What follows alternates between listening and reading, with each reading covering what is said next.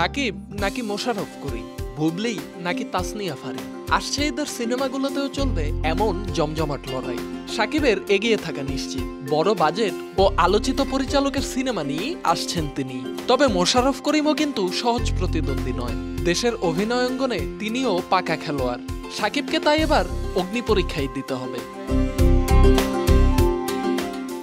পবিত্র ঈদুল ফিতরে মুক্তি পেয়েছিল 6টি সিনেমা।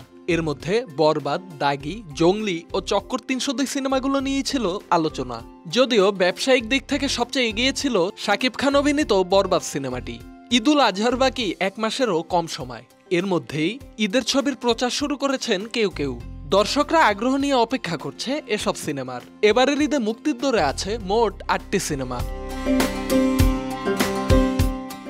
আগামী ঈদে মুক্তি পেতে পারে মোশাররফ করিম ও শরীফুল রাজ অভিনীত ও সঞ্জয় সমাদ্দার পরিচালিত সিনেমা ইনসাফ।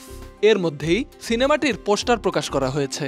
এই ছবিতে নায়িকা হিসেবে তাসনিয়া ফারিনের থাকার কথা, যদিও সেটা আনুষ্ঠানিকভাবে প্রকাশ করা হয়নি। এদিকে বড় পর্দায় আসবে নির্মাতা তানিম নূরের সিনেমা কাইজার। এটি নিয়েও আনুষ্ঠানিক কোনো ঘোষণা আসেনি। এছাড়া বড় পর্দায় ফিরছেন আরিফিন শুভ। মিঠু খান পরিচালিত নীলচক্র সিনেমায় তার বিপরীতে অভিনয় করবেন মন্দিরা চক্রবর্তী। থ্রিলার ঘরানার এই সিনেমা পরিবারের সবাইকে নিয়ে দেখার মতো হবে বলে আশা প্রকাশ করেছেন মন্দিরা। এর মধ্যেই সিনেমাটির টিজার প্রকাশ করা হয়েছে।